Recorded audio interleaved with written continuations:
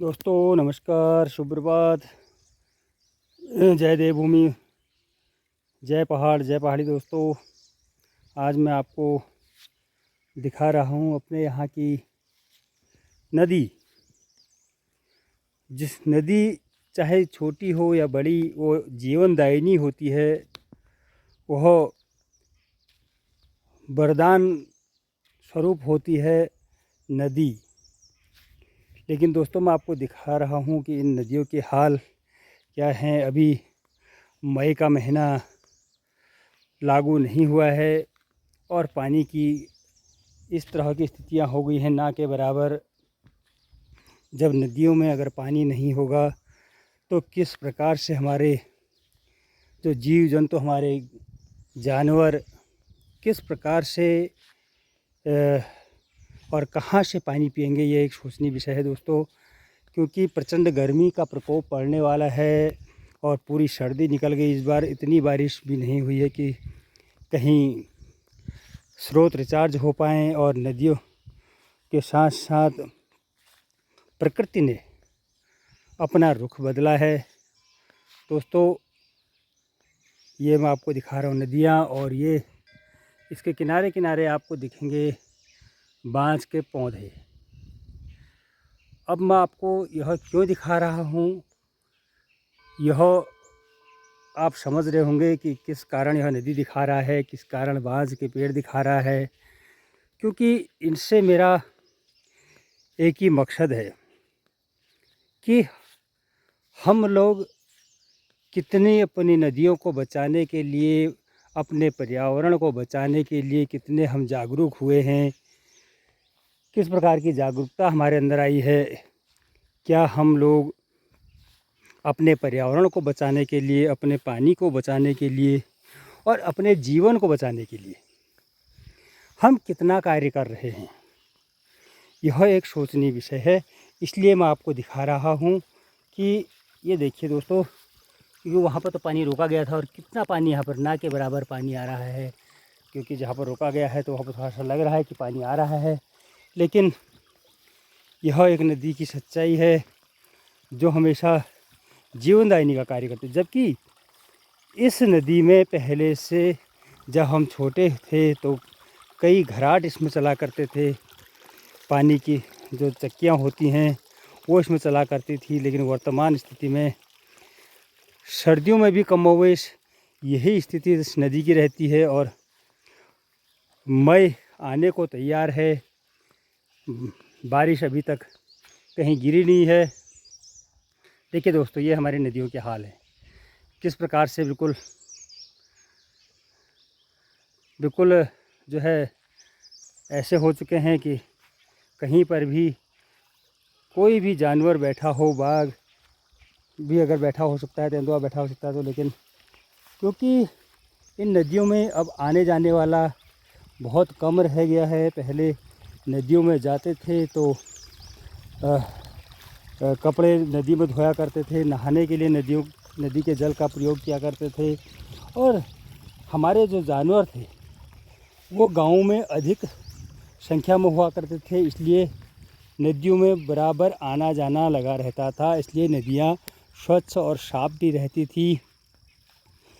अब लोग जो है घर पर ही नल का प्रयोग करते हैं, नल के पानी का प्रयोग करते हैं, जो शुद्ध पेयजल है उसका प्रयोग करते हैं। तो इन कारण से भी कहीं ना कहीं नदियाँ साफ नहीं हैं और बंजर की स्थिति में हैं।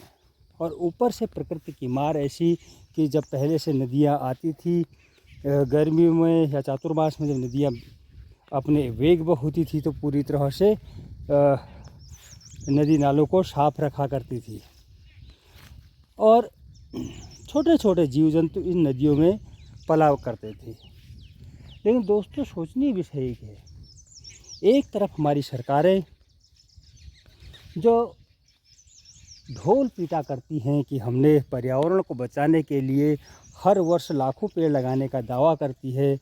क्या वह पेड़ जितने वर्षों से आज तक हर वर्ष सरकारें पेड़ों को लगा रही हैं, क्या उसका 10% भी कहीं पर कोई ऐसे पेड़ जीवित हैं जिनका मानव जीवन को जिसका मानव जीवन को फल मिल रहा हो। हालांकि कई प्रकार की संस्थाएं भी इन तरह का काम करती हैं, लेकिन उसके साथ साथ मैं ये ज़रूर कहना चाहूँगा कि संस्थाओं के अलावा सरकारों के अलावा, विभागों के अलावा क्या आम जनमानस ने इसमें रुचि रखी? क्या वह अपने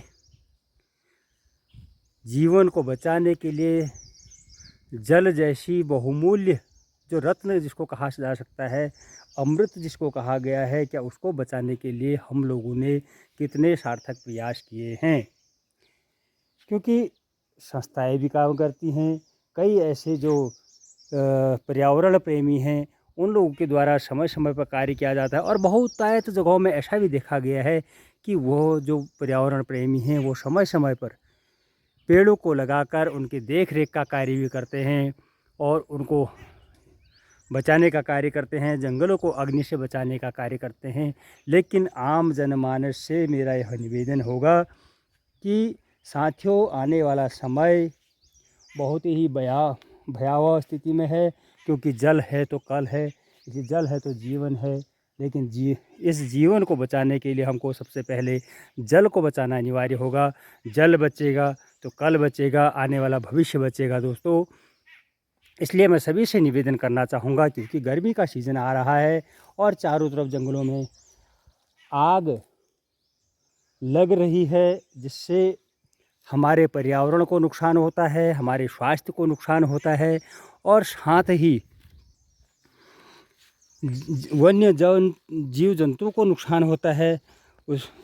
अगर वन्य जीव जंतु नहीं बचेंगे, जड़ी बूटियाँ जो जंगलों में होती है वो नहीं बचेंगे, तो स्वतः स्वाभाविक है कि आने वाला कल भी बहुत खतरे में है। इसलिए मैं आप सभी लोगों से निवेदन करना चाहूँगा कि जहाँ पर भी जिसको भी जहाँ पर आग दिखता है, चाहे समूह के रूप में जाएं, गांव के लोगों को साथ में लें, विभाग को सूचित करें और अग्नि से जंगलों को बचाने का कार्य करें। वहीं मैं सभी लोगों से, जो राह चलते लोग हैं, उन लोगों से भी निवेदन करना चाहूँगा कि आप बीड़ी सिगरेट को जो है जंगलों में इस तरह से ना पिएं कि जिससे जंगलों में आग की स्थिति बने। मैं सभी लोगों से निवेदन करना चाहूँगा, क्योंकि दोस्तों अगर जल है तो कल है, क्योंकि हमको जल बचाना होगा। जल बचेगा तो स्वाभाविक है कि कल बचेगा, हमारे आने वाली पीढ़ी बचेगी, हमारा स्वास्थ्य बचेगा। तो इन्हीं बातों के साथ मैं अपने वाणी को विराम देता हूँ और सभी से पुनः निवेदन करना चाहूँगा कि साथियों, जल बचाइए और अपने पर्यावरण को बचाइए, पेड़ पौधों को बचाइए, अधिक से अधिक चौड़े पत्ती के पेड़ लगाइए, बांज के पेड़ लगाइए, बुरांस के पेड़ लगाइए, उतीस के पेड़ लगाइए, क्योंकि पहाड़ों में प्रचंड गर्मी का वेग होने जा रहा है। तो आने वाले जो चातुर्मास का समय होता है उसमें अधिकाधिक रूप में पेड़ लगाइए और उनका संरक्षण भी करना बहुत ज़रूरी है साथियों।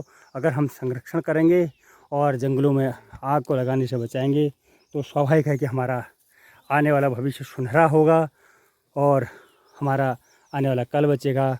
इसी के साथ नमस्कार। जय देवभूमि, जय उत्तराखंड, जय पहाड़, जय पहाड़ी दोस्तों, नमस्कार।